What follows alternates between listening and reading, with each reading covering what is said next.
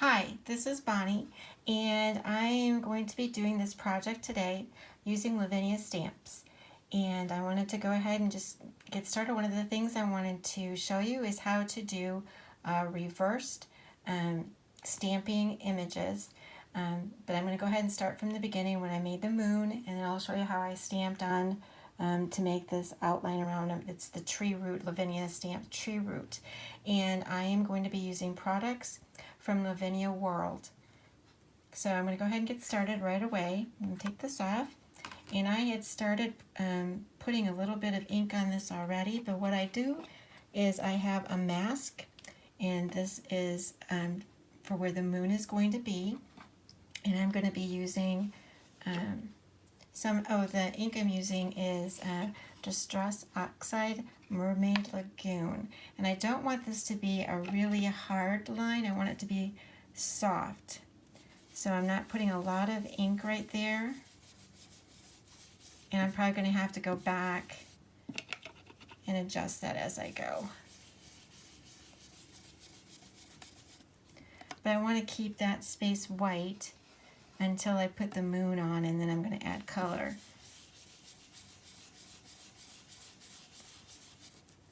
I've used this mask several times. It's a little bit larger than the moon stamp. I probably should measure that and tell you about how big that is, and I will in a second. Like I said, I don't want this line to be really, I want it to be softer, so I'm going to come back in and I want to make that a little bit softer.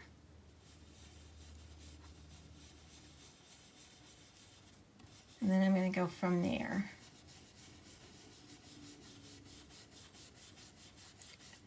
I don't know why, I just don't like the really harshness of it, even when I go to add the other inks. I just like it to be more soft.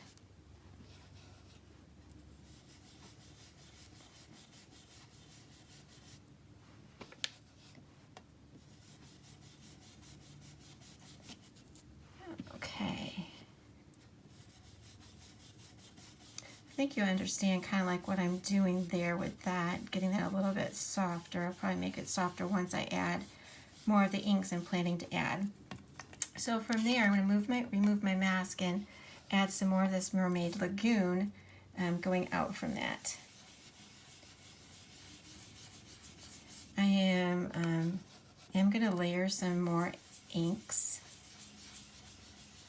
on this.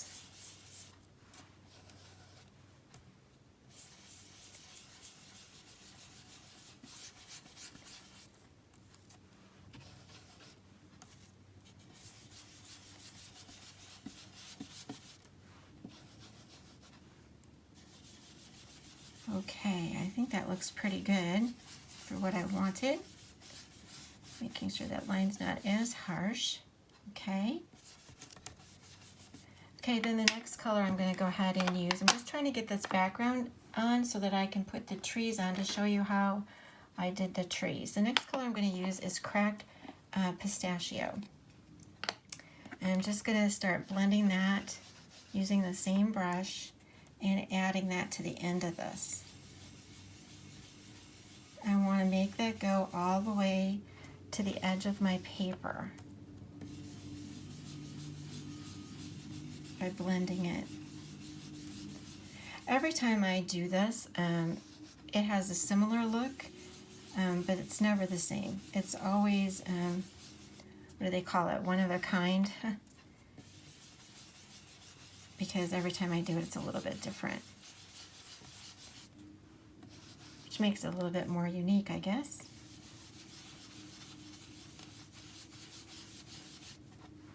I'm not making it really dark either right now. Like I said, I'm just adding a little bit of that cracked pistachio to the edges. When I go to stamp around the outside with a tree root, I also use an clear embossing powder, and that allows me to add more ink without taking away from my stamp image. So that's pretty much what we're going to do for that. That was fairly quick doing that, about 5 minutes or so. And so then the next thing I did at this point is I added just a little bit down here. And what I used first was, because if you use a yellow, well, that's kind of a green, so it's not going to matter too much. I'm going to go ahead and use this scattered straw. And I have a different brush for that one, because they will actually they do a little bit of overlapping. Now you can put like a layer down here if you want to, but there wasn't really a whole lot of reason for me to do that, but I'm going to go ahead and do it just so you can see how that looks. A lot of people do this already, and you know what that's all about, just adding that edge. And that's all that is. And again, I am using, like I said, scattered straw from the bottom. Okay, and that kind of blends in with the green and doesn't make it, like if you put blue and green or blue and yellow together, it can do that. So that's kind of a little bit of the look there. But again, I don't want that really harsh look, so I'm going to come back this way with it. I know the purpose for behind doing that, but I don't really want that really harsh look. I just want a subtle.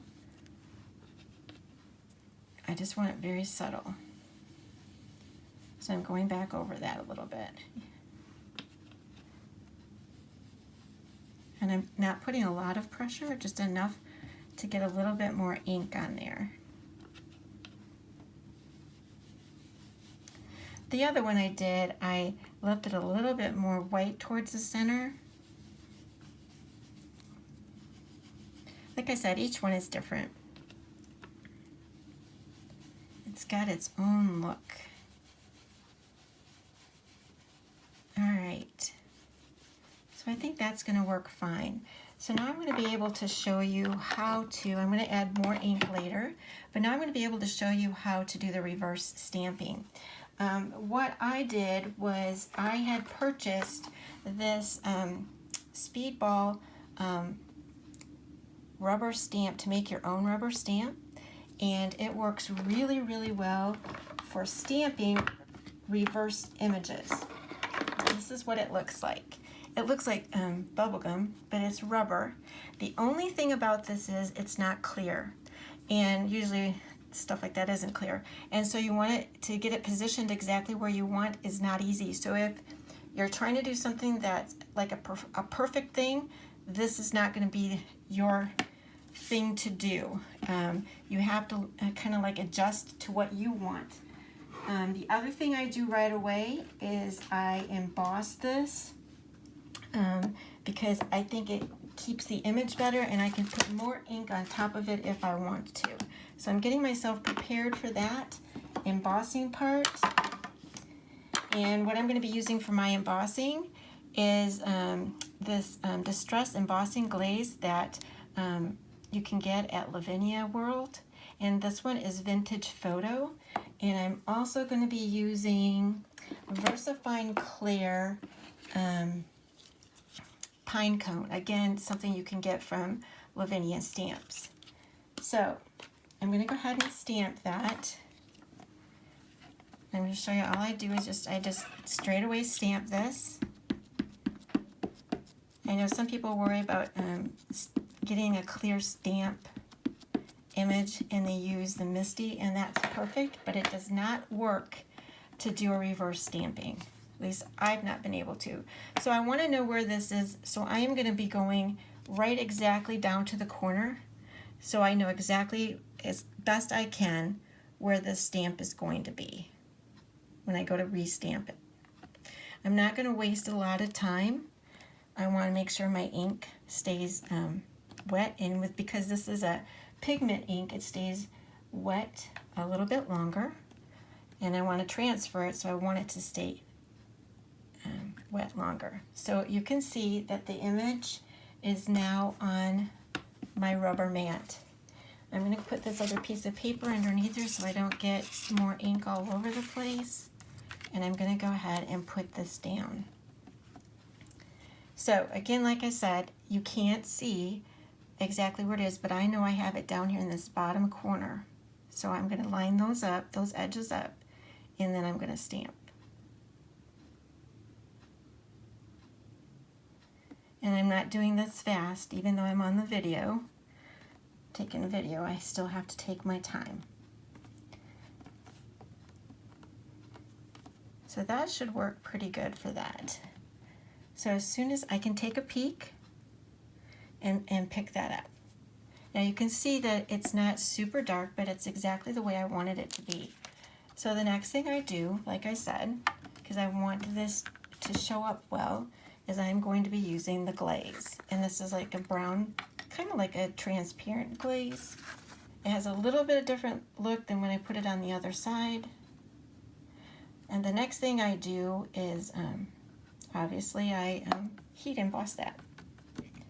Now, if you don't want some of that sticking, and you can see probably my ink was just a little bit, and I should have probably used the dust thing, but I was afraid of what that might do. So I'm taking some of that off, just using my brush. But if you use that dust, little dust pillow, that would probably be a smarter thing to do. So I'm just kind of dusting that away.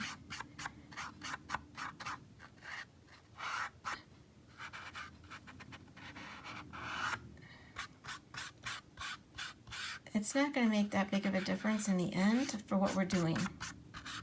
If that little bit's there, we're going to know it's there, but others won't know it's there. So I'm going to go ahead and walk over to the heat gun, and I'll be right back just for 1 second. So now you can see what that looks like, and that's my reversed image on that side. Then the other thing that I do, because I went all the way around, if I want me to, I'll show you again my original. I went all the way around, and yes, it overlaps a little bit. But it's not a problem when you overlap, because what happens is when you go to stamp, it won't emboss where you've already embossed. So I'm going to go ahead and stamp the other side. I'm going to remove that paper so I can get more of a clear stamp. This by itself even looks kind of pretty without doing it all the way around, but I wanted you to see how you can do the reverse. So I'm just inking up that tree root again, and I'm going to be going on this other side. Obviously I can see what I'm doing a little bit easier, and it's going to overlap. I'm going to try to line that up. Just take your time. And the thing about this tree root is a lot of people do flip it up the other way because it can be a continuous. But there's a lot of other things you can do. You've seen other people do other things with this besides just flipping the root. All right, so you can see there's a little bit of a difference between the two. I'm going to go ahead and put the embossing on that as well. And then I'm going to bring that over to the heat gun. Also, we have to do this 4 times. So while I'm doing that, I'm going to go ahead and leave this here for you to look at, so you can see what it is we're doing while I get that done very quickly. Okay, so now you can see how that looks. And you really can't tell a whole lot of difference between the two when you go to stamp it. So I'm going to stamp again. I'm going to do this again twice over, and maybe I'll go ahead and speed up the video while I'm doing that, because you probably don't need to watch it again, but we'll see. I actually use the, I didn't clean this off. I'm going to just go ahead and use the other side of it right now, which I'm going to make sure again that it's all the way down to the edge.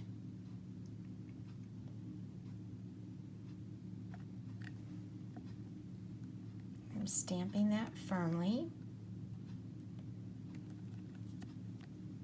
And then I'm going to go ahead and stamp that on the reverse side of here.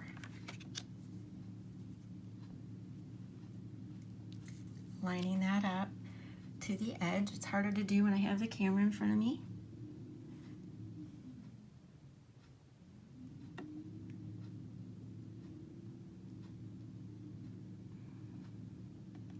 Again, take your time.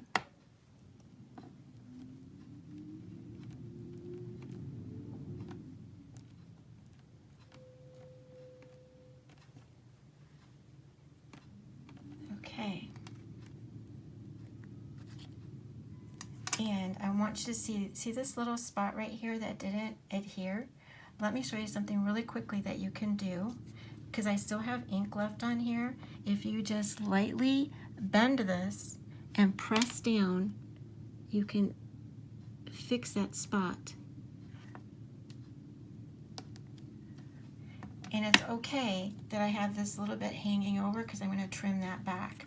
So again, I need to put my embossing powder on. Okay, and then just one more stamp, and then we've got that whole reverse part, and not reverse part done, if you want to call it that. And stamping the image again.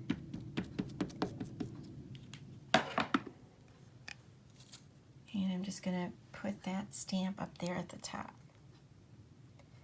with an overlap. And it's always easier to line up with acrylic.